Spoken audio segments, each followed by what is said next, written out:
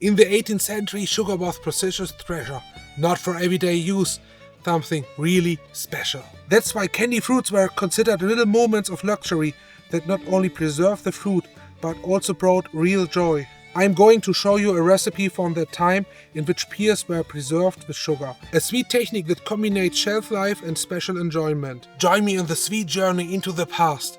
Back then it was not common to have fresh fruit the whole year. Especially the February, March and April was a time you eat the most of the time preserved food. You have on the trade lines we have today and the connection. Here have you a harvest and need to keep them fresh or eatable until you need them. In the beginning of the year it was the most fresh fruits was used, and it was a very short time in the end of April or May where the next harvest going on and the next fresh fruits was coming.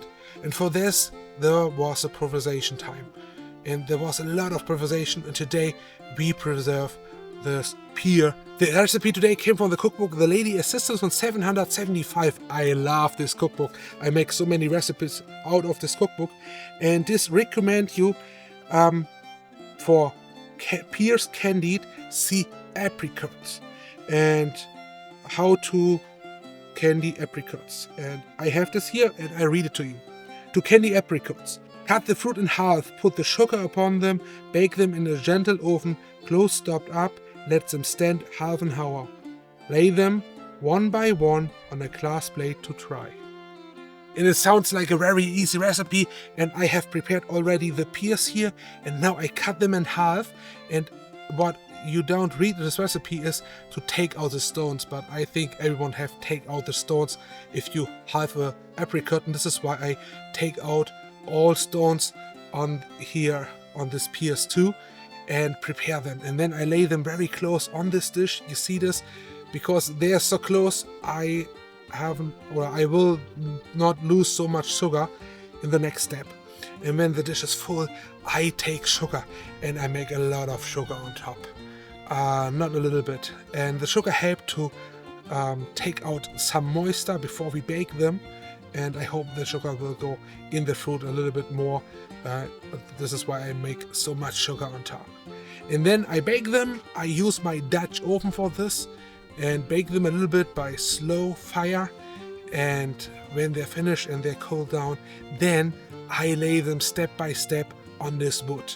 I haven't a glass plate. I need to buy one for the next time because there's so many recipes that I recommend have a glass plate. But I have this wood and I lay them on the wood, and then I go to my stand where I dry my apples and put them on top, and the sun will dry the pears in the next days.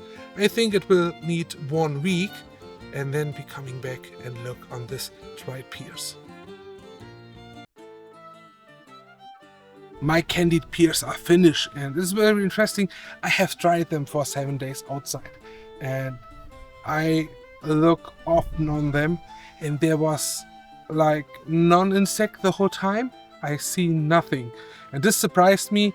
Also with the other dried fruits outside, the cherries and the apple rings, everything what I have done this year, there insects doesn't come. Also not the birds. And yes, I can recommend it. Do it outside. You don't need technique. You don't need poison for the insect, something like this. It's function outside. And yes, I have my pears here, and I just cut them. And this is very soft to cut and very interesting look. It looks like gummy bears a little bit more. I have here my dried pears. I'm not sure which video will come first, this or this one. But it's a very interesting structure, and it's very soft, and I will try it. Yeah, I will describe it to you. I'm not sure that you have the same stuff that we have in Germany. The taste is very fruitful, like pears are really fruitful. It is 100 times better than the dried pears from the taste. It is very soft, a little bit harder than vegan gummy bears. the gummy bears, they're very soft kinds. We have a lot of them in Germany. I don't know if this have this other nations too. Sometimes in the modern stuff there's a lot of difference. I can recommend, do it at home. Do it, try it outside, try it out. It's a really, really good sweet. I think this evening, my kids will eat all of them and I will reproduce them because they are really, really good. And healthy too. Okay, there's a lot of sugar on them, but also a lot of natural ingredients, nutritions, and yes, the beautiful taste.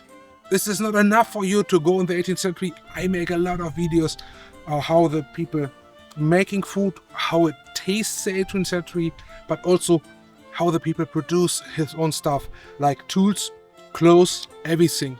And you want to go deeper in the 18th century, and especially how the German immigrants in the States live in the 18th century, then watch the next video. This one here, it will help you with every video. You go deeper and deeper back in history